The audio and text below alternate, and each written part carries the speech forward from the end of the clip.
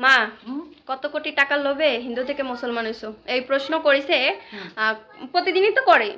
আর এখন খুব খারাপ ভাবে করছে তোরা কত টাকার বিনিময়ে মুসলমান হইছিস আর কত টাকার বিনিময়ে তোরা আবার হিন্দু হবি বলেন তো তোর কথার মানে কি কব আমার জবাব দিতে তো তোর কথার আমরা কোনো উত্তরই দেব না কারণ তুই হচ্ছিস হলো বেয়াদব বেয়াদব প্রথমত নাস্তিকের কথার উত্তর তো মানে দেব না যেভাবে প্রশ্নটা করা হয়েছে আর এত বাজে বাজে ভাবে আমাদের বলা হয় মানে যাদের চিন্তা ভাবনা নোংরা তাদের মাথায় নোংরা মানে নোংরা কথাই আসে আর আপনাদের বংশ পরিচয় আপনারা কমেন্ট বক্সেই দেন বুঝছেন আর আমরা কোনো কুসংস্কারে বিশ্বাসী না বুঝছেন তাই আমরা যেটা সঠিক পথ সেটাই আমরা বেছে নিছি আর যে যাকে বিশ্বাস করব তাকে না দেখে বিশ্বাস করব তারা নিজে হাতে বানাইয়া তারা পুতুল খেলার মতো তো বিশ্বাস করব না আমরা বিশ্বাস করব না কারণ তার জন্য আমরা কারণ সে তো তারা নিজেরাই রক্ষা করতে পারে না আর যদি কোটি টাকার বিনিময়ে হইতাম আর আপনারা আমি একটা এই প্রশ্নের উত্তরটা দিই আপনি কত টাকার বিনিময়ে হইলে আপনি আপনার ধর্ম ছাড়বেন আছে বুকে সাহস আছে বুকে সাহস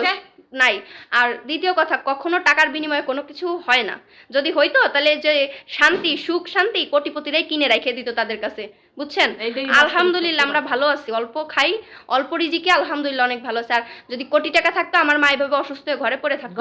2 দিন ধরে গ্যাস নাই মার বাসায় গ্যাস চলে আসতো বুঝছেন তো না যাই না শুনে উল্টা পাল্টা কথাবার্তা বলবেন আর এই যে কথা বললাম না বলবেন দেখেছি সেই তো তোকে বিচার শুরু হয়েছে মানে তোকে কিছু হয় না না মানে খুব আলখিল্লার মতো লাগে তখন নিজেরে মানে আপনাদের তখন মনে হয় জোকার মানে আপনাদের কোনো সমস্যা নাই জোকারের সব বেতাল ওই যে সার্কাসে যে জোকার না ওই জোকার মনে হয় জানি জোকার আর আপনারা এইভাবে কথা বলেন আর আমরা কত টাকার বিনিময়ে মুসলিম হইছি এই তোর মতন বেয়াদবের কাছে প্রশ্নের উত্তর দেব নাকি না আমরা নয়া পয়সার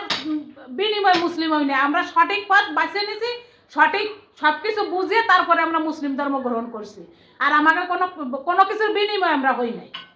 এইটা হচ্ছে বাস্তবিক আর উল্টা বরং আমাদের নিয়ে মানুষ টাকা পয়সা